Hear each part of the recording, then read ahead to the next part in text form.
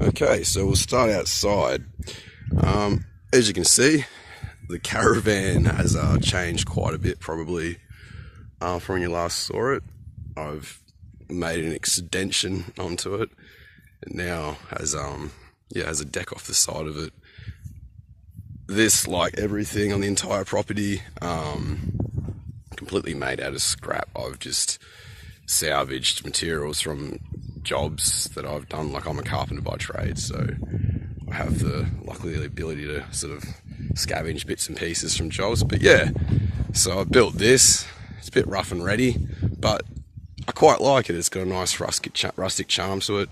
I was lucky enough to get basically the reason to build a deck is because I was lucky enough to get some bearers and joists from a deck that we pulled down, but they were just wanting to build a bigger one, but unfortunately couldn't reuse the bearers and joists they had from it. There was nothing wrong with them, so I thought, well, add them onto my place. I didn't have any decking boards, didn't have the money for decking boards, but however, for the last few years I've been collecting stair treads.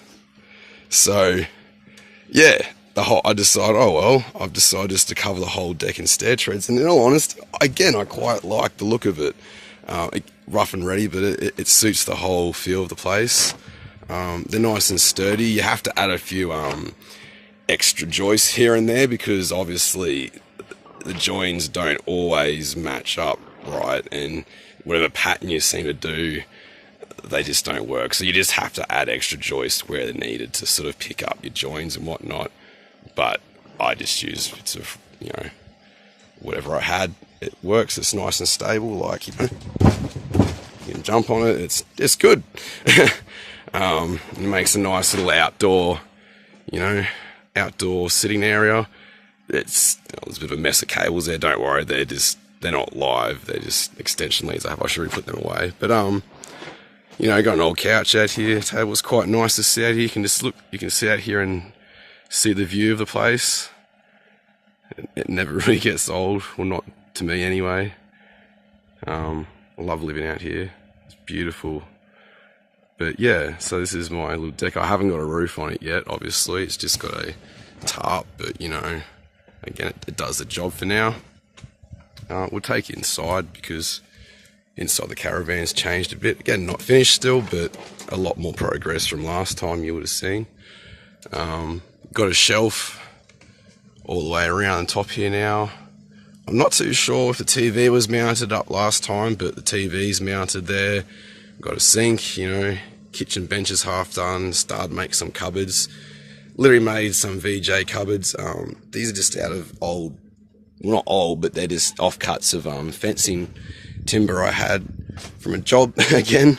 Once you paint them up, they look quite good. But in all honesty, again, I'm sort of half considering not even painting them. I quite like the more I use these, secondhand or recycled materials, the more I kind of just like the look of it. I think it's because I'm just getting used to living in a half-finished place, which I don't know if it's a good or a bad thing, but I don't mind it. But it's starting to come together. Obviously, again, it's not finished, but it's coming together. I decided to make a little couch. It's comfier and sturdier than it looks, but I've just got cushions and shit because, that's just how I like to sit. That's where I was sitting at the start of the video. The couch that was in here originally was not really a very comfy couch. It wasn't really a couch, it was a chair, so I decided, and I was getting sick of living on the bed, watching TV and all that kind of stuff, so I decided just to do this, and honestly, it is extremely comfy. For those of you who are curious, all I've done is I've just basically, what you can see here in the middle, it's actually got a frame. Oh, sort of, you can't really feel it there, which is good. All I've done is I made a sort of a frame through the middle and to the sides, just a bit of timber that goes straight from the middle, just goes like this, the front here, it goes up, and then it's just basically a bit of timber that goes from the back down to the floor, and another one that comes on an angle down into it. 3 of those, and then fastened to the top board, hold them together. And then I've got a bit of canvas that's been draped over it, sort of like a camp chair sort of design. And basically I just sort of draped it and just sort of mushed it down and sort of got it to a comfy looking position. fixed it in place on all of the bits of timber, sat in it, make sure it's comfy. Once it's comfy, and I think it's got enough seep in it, I've then gotten wool, like not the fiberglass ones, actual sheep / polyester blend insulation bats I had, again, left over from a job. I've torn them up into sections and I've sort of shaped and made the couch, and then thrown a bit of fabric over it, and it's, yeah, comfy as shit. And I've just added some cushions up there because I sort of lay on it, but you know, yeah, it works. It's good. Kitchen bench, eventually it's going to have sort of like that finish on the side of it. Obviously this is all going to be sanded back and varnished and everything. The benches, I don't prepare food on here, by the way. It's just really grotty. I've got to sand it back. It's all old timber and that, but it works. I've got these eggs here. You may see as I walk around outside, I've got a couple chickens now that strut about the place. It's free range chooks, and they give me some free eggs. Not too bad. As you can see, old possum cat's still chill banging around the place. Oh shit, what am I doing? Yeah, this wouldn't have been here last time. I'm sort of half contemplating whether to keep it. Obviously you can see it's not finished, but it works, and you don't have this stuff next to it when it's being used. But I've got a little fireplace here made with a gas canister. All I've done is just basically cut a hole out of the front of it, cut a hole in the top, and I've made this chimney. This is just out of like some really thick fibro. So basically when the fireplace is going, you can touch that, and it's nice, and it's not cool, it's warm, but you're not going to burn yourself. So I sort of thought, because it's confined space, I didn't really want a metal chimney that's going to be scorching hot to touch, as you can see, because possum likes to sit up there and all that bloody. But yeah, this, you can actually touch it even when the fire's going, which is great. But this little doohickey here provides fantastic heat to warm the caravan in winter, because around here where I live it gets very cold in winter. But yeah, this does great. It's a perfect little size. You don't need much wood to get it going because it's literally just a gas bottle. So yeah, yeah, as you can see, yeah, pretty self-explanatory. This bit of sheet metal I've got for the front, metal handle. It's a little bit flimsy. It's actually just, you know, I've got no hinges. It just sort of, I've just screwed it into it here. Works quite well. And then also what I've done is I've drilled some holes around the bottom here, so when you light a fire in there, basically you can close this up to stop any, you know, keep it all safe. And then the holes, you can hear it go in the flames. It basically sucks air through it, and it makes a nice little fire in there and keeps it contained, but it still warms the caravan nicely. So yeah, just a little trick. Like I said, you'd want to have a lot better protection than I have. I haven't refinished this. I've tested it and it works, but yeah, it's a little bit dangerous still, but still getting there, you know. It's not winter yet. It was winter when I built that, but it's not winter at the moment. I've also put carpet down in my little bedroom area. Got a little wall and mirror up. There's a bench that goes all the way around here. Not sure if that was here last time, but it's here now.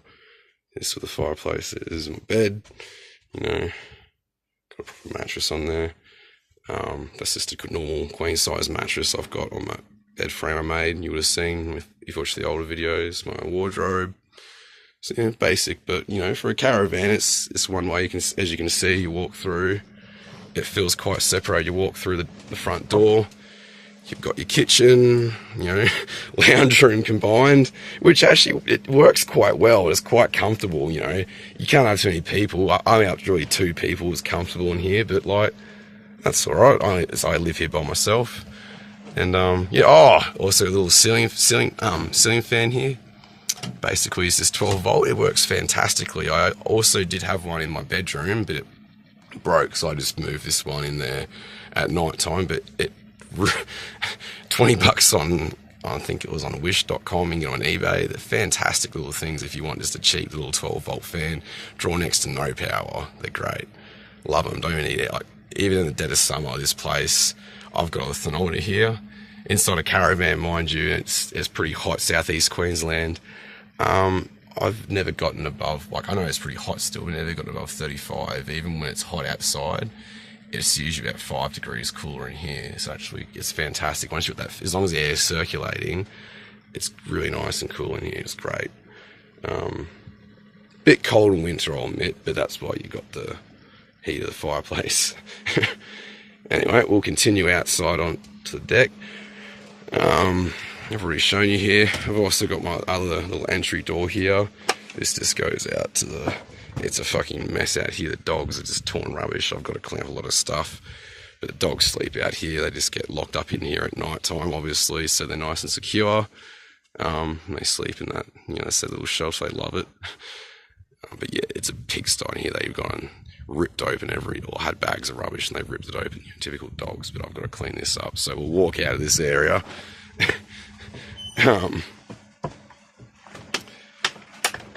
Got reliable fridge running. Obviously, as you know, this place is completely off grid, so it just makes a lot more sense to run it. You can run, if you've got enough batteries and enough solar panels, you can run a normal fridge, but I don't really have a big setup still. Obviously, as you'll see when I get around to it, a lot bigger setup than I did last time. Well, for one thing, I'm not having to actually move batteries and from across from a unit all the time. It's actually a permanent setup. It just works all the time. But anyway, it's a lot better around 12-volt fridge if you can. And again, me living here by myself, this works perfectly for me. I've had this thing for years. Used to use it for camping and that. So I just run it off my 12-volt. I've just got a I've just run it to a normal 240-volt plug, but it's 12-volt. But I've just wired up to a plug because I use the 50-amp lead to run, obviously, to where my battery bank and that is. But yeah, these things are fantastic. If you can live with having the chest fridge and freezer, this thing has 12 settings on it. Anything above 3 freezes everything, so they're very efficient. You just got to play around with the settings and make sure they're right, but there's no worries in it keeping your food cold enough. But we'll move out here again. I've just got some little veggie gardens going here, just various things, boysenberry. I won't go into all the things I'm growing. They're just various things I'm experimenting with, but works quite well. These little tyre gardens get tyres for free from the tyre shop. They have to pay to get rid of them. So if you want some cheap garden beds, you just go to the tyre shop, ask for some used tyres, and they'll just point in the direction. You just go grow as many as you want. What I do with them is I tend to put, because they have that lip sort of shape, obviously, because they go grab the bead of the rim, I fill the bottom with gravel or perlite before I fill it with soil, because that way I sort of have the theory, and I've tested it with potatoes, and you can see where the roots all grow. It works really well, and everything I've grown these work fantastic, because what that does is it acts as basically a little reservoir. So because the gravel's there, it collects water when you water it. So that time, even if you're not watering, they can always access to a bit of moisture. They always have access to a bit of moisture. Well, that's my theory anyway, but it seems to work pretty well. Just a little tip if you want a cheap way of gardening. It's, my big old fucking dragon fruit plant. Had that thing years, never fruited once. But anyway, there's a guinea pig hutch there. That is going to be a soil veggie garden at some point. I did attempt it, but I've sort of given up. I will get into it. It's a lot of work, but I've sort of fenced it off. I did dig it all out, have it all soil, but as you can see, grass and weeds are growing back again. I've got to get in there and clear it all out. What can we show you that's sort of interesting? Not a lot. Oh yeah, we'll sort of show you my shower setup. This is where you'll start to see some rough and ready sort of, off-grid stuff, but as rough and ready as it looks, it's actually wonderful. I love my shower. Don't get me wrong, if I'm at a friend's place or my mum's place, I do take advantage to have a shower, but I'm saying that it doesn't bother me having a shower here. I've made this shower off the side of my caravan here, basically. All I've done is I made a frame to sit a corner bathtub, which I picked up for $50 from a recycling yard. If you want some cheap stuff, recycling yards are great to go to. They just basically places that have been demolished or whatnot. They collect anything worthwhile and they resell it. look in, yellow pages or on Google to find ones near you. They're great, anyway. If you want to buy stuff. But anyway, all I did is build a frame for the bathtub with the frame around it, and I just put double layer shade cloth. That way you can't really see in, but you can actually see out, which, as you can see, is pretty awesome. Having a shower, being able to just look out to this and have no one be able to really see into you. And even if someone could see into you, well, who's gonna really see you around here? It's no one, so I don't really care. But yeah, so the stairs just lead up to it. This is really basic as basic can get. So I've thought of doing more technical setups, but this just works, and it really isn't a problem. So I just I just keep using it. It's great if I'm feeling lazy, got my chair here, I can sit down. Don't reuse that much, but it's there. But yeah, the drain just goes down. At the moment, it just goes into a container that I have a pump in, so I can just pump out and use in my garden if I want to. So as you can see out quite nicely. Don't know if the camera picks up all right.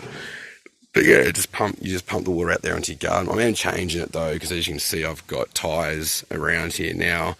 I'm going to plant out, and I'm going to just rig up to have that goes straight to pipes. That just basically, the water just runs straight out to water those. Because one thing with having this system, I will say, is grey water gets stinkier than you think, and it doesn't take long to get stinky. I don't know what it is. It's like maybe you just really grot in your shower, or because of shampoos and that, but it gets stinky, stagnant water.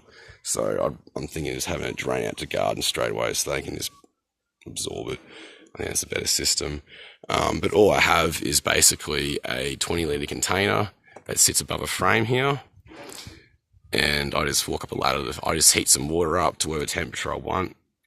Fill this container up. Takes about 10 minutes, to set up. I know it can be sound a bit annoying, as I have to wait 10 minutes before you go to shower, but honestly, you get used to it pretty quick. If I have got it set up with black hose on the roof, I can rig to a pump. I can fill that up, and that'll circulate water through it. If I have that circulator all day, it'll be water warm enough for a shower, so that works as well. But generally speaking, I end up just warming water up on the stove and filling it up.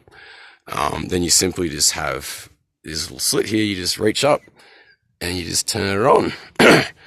And basically that just falls for the shade cloth. And you'd be surprised. It sounds like that would be really crappy, slow, dribbling pressure. But with the pressure of the gravity falling through here, especially with this, how much it disperses it, honestly, it just feels like a normal shower. And you just have the breeze blowing around you. It's not cold because this blocks it out enough. It's just a really nice place to shower. And honestly, this cost me nothing. And I don't even need to have a pump for it. I get it sounds like it'd be really crappy, but it's one of those things I've thought of doing better setups, but I just haven't, because I haven't had a problem with this yet. So I don't. This has been a new addition. Got myself a lawnmower, or me and a friend went halves and buying it. So that's what the property is all nice and mowed. I've got to do some bits of steel around there and whatnot, but yeah. If you do know me and you've been here, you would have seen how long the grass was around this place, but no one's really seen that. But it was long, so it's looking nice here again. I'm just working through, picking up all this rubbishy bullshit that I've got everywhere, and just getting rid of it, basically. Getting there, though. It's actually starting to take shape. This is another solution I can show you guys. Just one of those cheap above ground pools. Because I've been struggling for quite a while with water storage, because basically you can get water tanks quite cheap online, secondhand and that, but again you got the issue of you've got to transport them here, and my ute is out of action, this and that. There's various reasons. I thought another solution of this, because believe it or not, this costs I think $100, $99 at Bunnings. Came with the pump and everything. The pump's a bit useless for using the pump up there, obviously, but it holds 4,500 litres. So I sort of figure $100 for a 4,500 litre storage. It's pretty. You can't find that, even second-hand tanks. That's pretty hard to find. And as long as you put, and this is the trick, because a lot of people go, oh, wouldn't the water go stagnant? It's just like, well, no, it doesn't, because it's the same as a water tank. The concept of a water tank, basically, as long as you don't allow light to get to the water, you'll get no algae growth, because that's just basically the key. It's like you don't need to have it pumping around or anything, because that's no water tanks do. It's fine. You can have water sitting there, you just can't let light get to it. So what I've done here is just put a tarp on top, and I haven't got any. I've rigged up this very dodgy beam here to run some guttering, run some downpipe across from the roof of the caravan to catch water. I haven't done it yet, but I'm thinking of doing something a bit better than that. But we'll see. But at the moment, it's just the size of this just collects water, and it's surprising how much water it collects. Like, this is half full at the moment. Nice clean water. I can even show you guys. It's been sitting here for a few months now. I use it for, I'll admit I don't drink it. I probably could. There you go. It's got it looks like a slightly yellow tinge, but it's not yellow. It's just the reflection of the sun. But yeah, that's just being collected from. It's got a few leaves in there because there is some slits in the tarp. That's how it collects it. There is some slits in the water, sort of falls. But, you know, like I said, I use this water just for showering, cleaning, watering the garden with. It works fantastic, and I haven't run out yet. So that's the whole idea. It's great. I don't have to worry about water so much. Yeah. But that's just one little cheap solution. Oh, shit. That's just one little cheap solution I can show you guys. Again, like, you probably wouldn't want to have this as a permanent setup. Like, it's not my permanent setup. It's just because I needed some water storage and a cheap, quick way. And this is one way to do it. So eventually there'll be water tanks out here. But for now, this is working fantastic. Go here. I've snagged a spar for a job. So I won't go on about that yet. But you'll see, I'll probably in a future video, what I'm going to do with that when I finally decide. Got a couple of banana trees here I've planted. They've been going fantastic. A couple of friends gave them to me, and I think they were about, they would have been about, that high off the ground when I got them. But yeah, so basically it's in about a period of a year they've grown up to that, which is quite good. This other one here's throwing a shoot. I'll stop boring with my plants. Alright, we'll show you the solar setup. Basically, this is what powers all my caravan. For those of you that I think watched any of my older videos, this is the Hilux that I'm converting to electric, and yes, it is still happening, just very slowly. Well, as you can see, there's progress being made on it. It's not powering itself at the moment. The motor I had for it got stolen.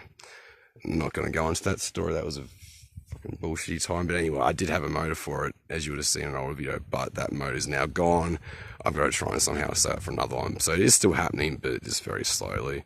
But you'll see progress there. But yeah, it's got, as you can see, I've built the back of it out quite nicely.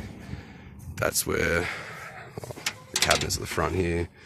The wind turbine is going to be mounted in there, and that's the side chute where they come out, basically. We'll see if that stays or not. We'll give a bit of experimental. Bit experimenting there.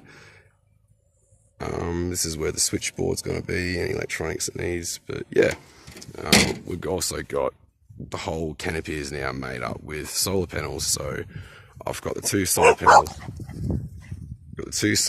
mounted in the roof, as you were seeing in the older videos. These panels are mounted all around the side. They obviously, as you can see from this one here, they are on struts, and they can all be swung out. They have locks in them. I've got locked up at the moment. But yeah, so it acts as a canopy. So they act as the sides of the canopy that can be locked up, but they also act to generate power. So, and with this all up, there's 5 panels, because there's a little one on the roof too, which is joined in an array with them. And it produces quite a bit of power. So yeah, 5 panels all up. No, wait, we got, yeah, 5 panels all up. I can maths. It's 6 if you include the little one on the roof. 5 250 watt panels and one 120 watt panel. I know it's not the best to run different sizes together, but it does work for the voltage I run in the battery bank, which you'll see in a minute, because I've upgraded from the simple car batteries I had last time. I now have some actual deep cycle batteries. I managed to get these batteries from a guy who actually he's a second-hand battery supplier. They got a 10-year guarantee on them, and they're 5 years old. They're usually used for data backup, like the backup computers and stuff in office buildings. They change, even though they've got a 10-year guarantee, they change them out every 5 years. So these are still really good, but 150 amp hours, deep cycle. And so far, I'm having a few issues with them balancing together. I've got to look into that. I'm sort of half thinking if I can get some sort of BMS system for lead. I'm not sure how to go about that. But anyway, like, they do work, but they're not really balancing super well because they run a 24. I'm running a 24 volt configuration because of the amount of panels I've got with this. As you can see, this is my little setup here. This is the charge controller. Ignore that sticker. That's just one from one of these batteries. All the panels basically connect into that, and that's what charges these panels. And with the amount of panels I have, that automatically puts out 24 volts. So we've got 4 150 amp hour batteries. So, and they're linked together at 24 volts. So that's what, 300 amps of batteries I've got powering the caravan. And yes, that's pretty sufficient. I've found for my setup, what I run anyway, it runs pretty well. I can't, like, well, let's see. I run the fridge runs pretty much 24/7. I have to turn it off sometimes at night, I will admit. But that's just due to these batteries not balancing properly because they're not balancing properly together. Even though one will be charged, the other one's not, so it throws it out a bit. So that's got to do with my issues there. I've got to try and sort out. But generally speaking, even with the issues, they're still working quite well. I run the fridge quite efficiently. I get lights, 240 volt power lights at night. I can run the TV, laptop. Yeah, I can run. Those are all the things I mostly use, really. So it runs that efficiently. I probably could run a bit more, but like I said, I don't really run any more than that here because it's pretty basic. But yeah, these work quite well. Managed to pick these up for $150 each if you're a bit curious on price. So there's about $600 worth of batteries here, but like I said in the last video, you can get away with using your basic like car batteries, but long term, something like this is definitely the better way to go. Your better quality batteries, because especially considering these got a 5-year guarantee on them, or 5 years left on them, it is pretty well to go. They're big, heavy fuckers, but they do a good job. But yeah, this is the inside of Ute too, if anyone is curious. I've got eventually this whole middle section here that's got rubbish in it is all going to be filled with batteries. That's going to be a battery bank that's going to power the electric Ute, but I'm not going to go about this Ute in this video because that's more of a separate series. But yeah, that's where the batteries go. It's just sort of storage at the moment here. Houses my batteries. But yeah, all right, we'll give you a bit of a run through, just even though I've already done it before, just because this is a proper setup now. Just for those who don't quite know how to run a solar set, we'll give you a basic rundown. We've got all these panels. They're linked together. These panels run into this charge controller. This charge controller then charges these batteries. These batteries then, oh, sorry, I should actually explain. There's also fuses. You don't have to, but it's a good idea to run your solar panels. Your cables go through your breakers and then go through your charge control just to prevent any possible, things happening there. So your panels go through your breakers, and the breakers and that goes into the charge controller. Charge controller then goes into the batteries. Batteries then go to, well, actually, this is where it gets tricky because my inverter that's my inverter there. I'm currently running. It's a 12 volt inverter. And also I've got a 12 volt backup system in the caravan. So what I do is, because these are 24 volt system, the cables run through a 24 volt to 12 volt converter. So from that then runs into the inverter here, which then runs obviously the cord that goes to, well, actually they all run to these power points here I've rigged up. That's a 12 volt power point, and that's the 2240 volts. So basically the inverter goes to that, and then that also just goes to that for 12 volts. So you just run your leads. That's the lead for the fridge. It's the 15 amp lead.